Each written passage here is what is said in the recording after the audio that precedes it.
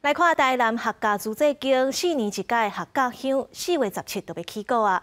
其中全台湾唯一用人工光囡仔夜光灯，煞是头一届找无囡仔来出阵。主要是因为讲，这届毋是假日啊，佮当着学校要考试，才会招无人来参加。 今日看顶头的人去做真做开路先锋的夜光灯，慢慢啊刷叮当。顶头这拢是细汉先童，沿路夜市小啊，大家烧正来看。各地民俗客家上白搭，每当国历3月11举办，其中每4档就会有连续3天的大盛景。不过这摆夜光灯煞有危机，主要因为这摆办一个平日，佮加上当着学校考试，就算庙方有提早参学校协调，也是真欠人。对啦，朋友市的啦，拢有啦。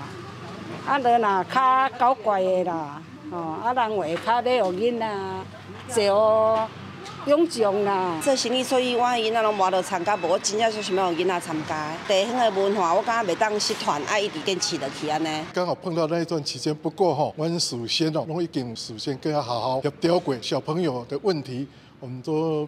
事先就把它克服了。吉坡宫的夜光灯全国唯一用人工轮流落去光的，由36个行动组成，3天拢总爱有108个囡仔才通顺利出阵。有上百栋历史的夜光灯，相传有驱邪定衰作用。不少民众买软夜光灯祈求消灾解厄，因为这夜光灯有钱无地济，即阵阁欠20几个，号庙好运塔壳莫咧烧。本来囡仔拢报要有啊，尾啊，差不多摕差不多20个条。